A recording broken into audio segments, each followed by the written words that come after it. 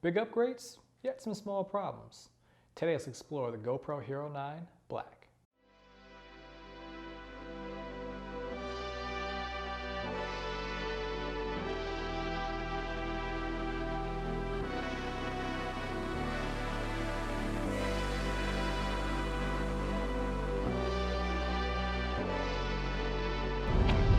Kind of cool, right?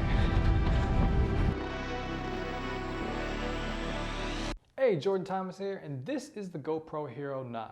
My goal with this video is to, as simply as possible, explain a number of the new features that are associated with the GoPro, as well as a couple of problems that I found throughout my time in using it. So you decided that you want a small camera, something a little bit more durable than your cell phone, or you're in a position where it's time to upgrade. Well, I've got you covered in either case, as I've had the GoPro Hero 9 in hand for about 2 months now. Recently went down to the Junipero Beach bike path to test it out. So if you're excited to get into this video, go ahead and give this a thumbs up and let's get into it.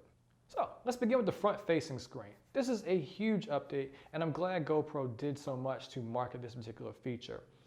Beginning back, I believe it was like the GoPro Hero 7, it was around that time frame that DJI Osmo actually introduced the front-facing screen. So a number of us GoPro users were like, GoPro, where you at? And so when the Hero 8 came out and didn't have it, a number of people were disappointed, and I held off from purchasing the GoPro Hero 8 for that reason.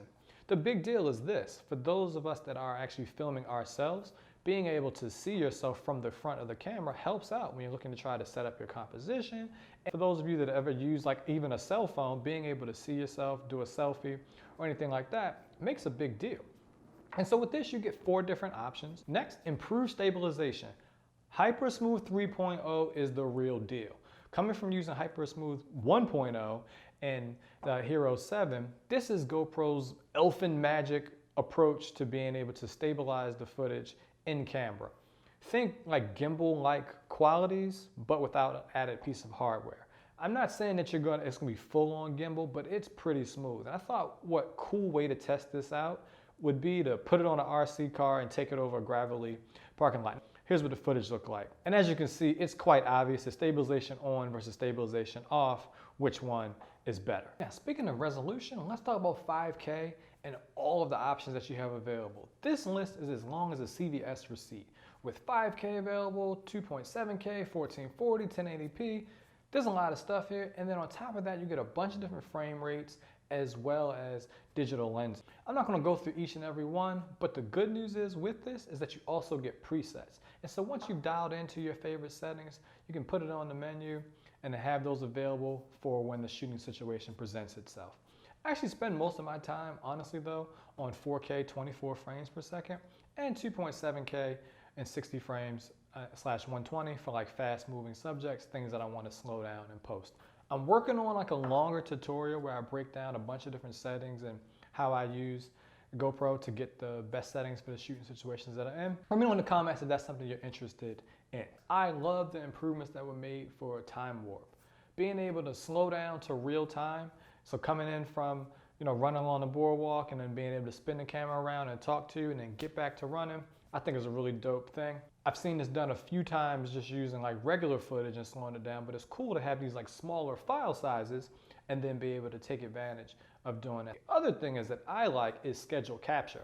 Now, I didn't get a chance to test it out as a part of this review, but I have tested it out before, and I just think about the times when I'm on vacation and I need to like wake up like crazy early in order to capture like a sunrise time lapse. Being able to just set it and not have to think about waking up early and being able to capture it is definitely a godsend. When it comes to being able to see as much as possible with this camera, not only do we get a front screen, but we got an improved size when it came to the back screen. And so we're talking about going from 1.96 inches to 2.27 inches. Now I know on paper that doesn't seem very much. I mean, this is a pretty small body camera, but an increase of 20% means a lot. Like, think about it like this. If you had $100 in your bank account today and $120 tomorrow, which one would you prefer? And so when it comes to being able to like set up composition now when you're behind the camera, this gives you an advantage to make sure you have the things that you want in the frame and the things that you don't want. Now we have a bigger battery. And with that bigger battery, you get improved battery time.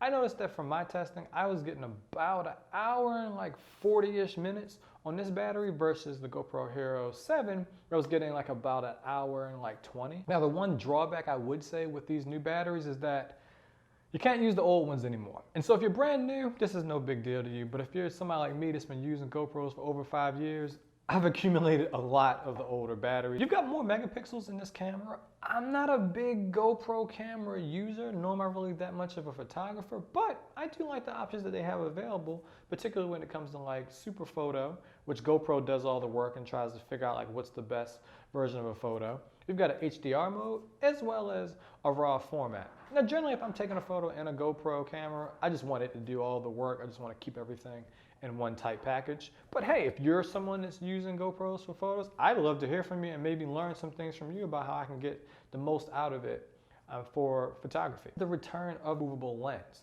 I happen to have some Polar Pro ND filters for this camera specifically, and with the previous version, you would have had to attach them over top of the lens. Now you can screw off the current one and put it on that way. So those are all of the reasons pretty much to buy the GoPro Hero 9. Now there are a few additional problems that I just want to make sure that I highlight so you're aware of what you're stepping into. Your older accessories, a lot of them, particularly the ones that fit over top of the body, will no longer fit. Unavoidable that at some point it needed to happen. I just wish it could have been one more version down the road, so keep that in mind. The audio adapter that GoPro provides, it doesn't work for this camera yet. And if you don't plan on using like an external microphone, this wouldn't be a big deal to you, but I love using and getting better audio. I believe it's supposed to be coming in like a firmware update sometime in November. I'm hoping it's before Thanksgiving. GoPros are not great low light cameras. Challenging when folks ask me like, what are the best low light settings? Because I can give you some things that are kind of like allow you to work around it, but you've got to flood these cameras with light. And until they improve the sensor size or do something with the way that it's capturing light, that is just a problem that you're going to have to navigate, and I just want you to be aware of that if you're going into this camera. Now, in terms of who would I recommend this for, really I want to break this down into my brand new folks versus folks that are upgrading. So starting with my brand new folks. If you want the best GoPro that is available and you've got $399 sitting around chilling, or maybe you want to ask someone to purchase this for you as a gift, do it. You're getting everything you could possibly want out of this GoPro that will allow you to capture family footage, be able to capture yourself, maybe you're filming teammates or something like that. Now, if you're a little tighter in the pockets and you want to be able to still get a good GoPro experience, but you don't quite feel comfortable spending that $399 yet, then I would say go with the Hero 7. Notice I didn't say the Hero 8. And the reason is you can save a clean $100.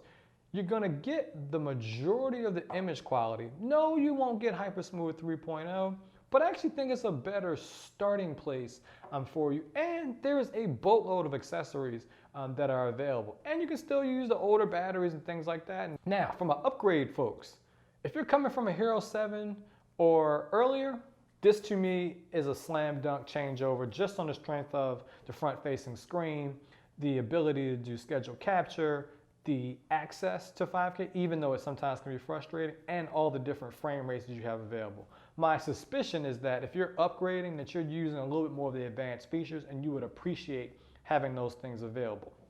However, if you have the Hero 8, and I've been asked this question a few times, I can't recommend that you get this unless you've just been like dying for the front-facing screen and you plan to like go nuts on the 5K.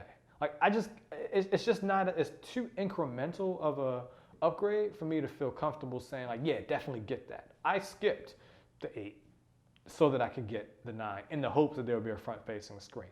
If you're new here, I'd love to invite you to join the channel. It's good and free, and I'm a growing channel that would love to have you here so that I have someone to talk to when it comes to simply explaining tech and running. I'll see you next time. Jordan Thomas, peace.